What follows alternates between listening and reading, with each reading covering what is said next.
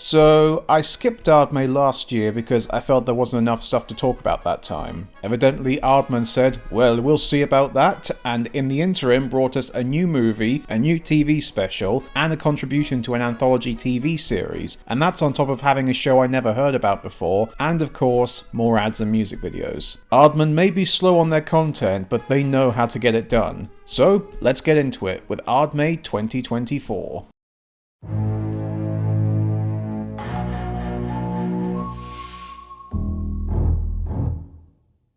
First up, we're going to look at the big one, the highly anticipated sequel to what is still the highest grossing stop motion film ever, Chicken Run 2. I've made it no secret that I've been skeptical of this project since day one. Hell, it got announced all the way back when I did the first Aardmay in 2018. My god, has it really been that long? So I wasn't necessarily looking forward to this, but even with that doubt, I still went in with an open mind and tried to see how it was. And to be honest, I actually really loved it. No buts about it, this is a really fun movie. It's not as good as the first one, but it's clear it's trying to be a different movie, and I appreciate that and I think it was the right way to go. And it clearly paid off with a really fun, colourful and creative movie that feels like a worthy follow-up to the previous film. The film picks up more or less right after where the last one did, with Ginger, Rocky and the rest of the hens living on their bird sanctuary island, and the pair of them are excited to meet their new chick, Molly, played by Bella Ramsey, who definitely has her mum's tenacity and drive and her dad's urge to be free and have adventures, but of course, Ginger is scared of the world outside the island and tries to make sure Molly never goes out there. But she just can't help herself and manages to get to the mainland and runs into the Scouser hen called Frizzle, no relation, played by Josie Sedgwick Davies, who are both then taken to supposedly Chicken Paradise. But this place, for as nice as it seems, appears to have a dark side to it, and is lorded over by someone perhaps from her parents' past. First thing to mention about this movie is that it's definitely not aiming for the heavy drama and dark tone that the first movie had. This one is bright, upbeat, and focuses more on its jokes than its conflict. But as I said, I think that was a good way to go, since it helps differentiate it from the first movie, and they don't do it in a cheap way either. They have good jokes and still have time to let the characters be themselves and have their moments, but without getting too heavy. Basically, this is the Gremlins 2 to the first movie's Gremlins, and I like Gremlins 2, so that works out perfectly. Though this movie does have more depth and nuance to it than Gremlins 2, the conflict with Ginger's motherly instincts and Molly's urge to be free is a good conflict, and while it does remind me a little too much of Little Mermaid 2, it's nowhere near as bad as that. And most of the movie's plot is very good, especially since while the first movie felt like a war prison movie, this one feels more like a heist movie, which was a brilliant idea to switch it up. The hens breaking into the new high-tech chicken farm is really cool and allows Aardman to use their natural creativity with using household objects in a funny and clever way, which is something they've always excelled at. Plus the design of the chicken farm just looks awesome, like this sci-fi imperial warship with an outside design that looks like Tracy Island. It's great. It also allows them to use a bit more of their trademark background jokes, which were sorely lacking in the first movie, which are always some of my favourite bits of an Aardman production. The animation evolution since the first movie is really clear too. The colours are just so much more vibrant, and even the characters seem a lot more expressive now, and while some of them do look a little too cartoony, they really utilise the amount of expression they can get out of them. Plus the integration with more digital effects is pretty seamless, much better than Early Man, which was pretty obvious how much the backgrounds were CG in that movie. Though, I guess it'll be more excusable for them using more CGI in the future since they've apparently run out of plasticine, which is like Pixar running out of computers or Disney running out of lawyers, but hey, these things happen. So is there anything I don't like about this movie? Well, yes, there is. One of the big controversial elements of this movie was in how the old voice actors had been replaced. And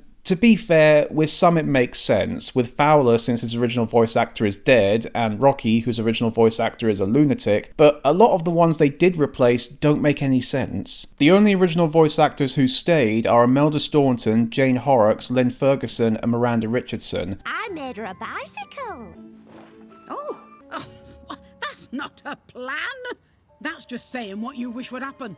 Aye, and 12 herrings in a bagpipe just a pile of mince if you haven't kent the rules. Who, I think we can agree that they were the best cast members of the original, so I'm glad they're still here, and they still do a fantastic job. But Ginger's voice actress, Julia Swahala, was replaced by Thandie Newton, who, granted, is a great actress and does a decent job. Look, I know it looks like a 1,000,000 to 1 shot, but we know the layout, and Mac thinks there's a way in. But it does seem odd to replace her with Thandi, especially when she's not even British. Nick and Fetcher got replaced by Romesh Ranganathan and Daniel Mays respectively, and I do like both of them, Romesh especially, but again, why replace Timothy Spall and Phil Daniels? Both of them are awesome. This makes you happy and brainless, apparently. Yeah, I feel it.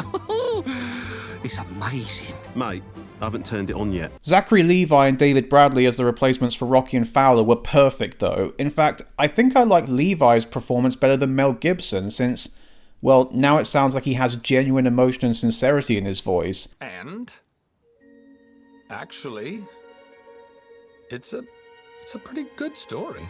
Plus, having him dance the closing theme of Bottom doesn't hurt.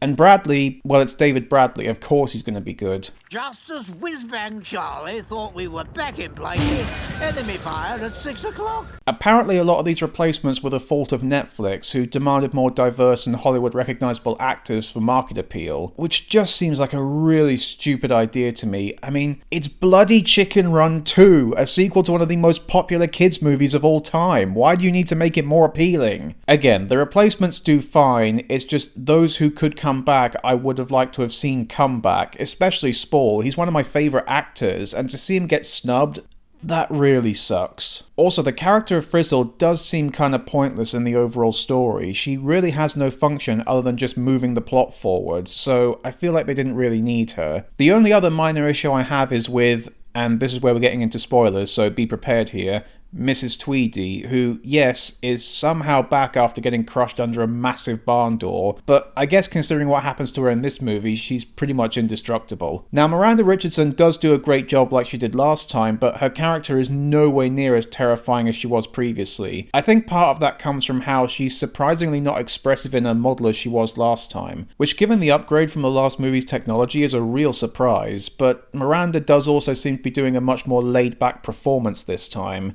and there's no moments where she gets as pants-crappingly terrifying as this. You are going to be a pie. Get the chickens. Which ones?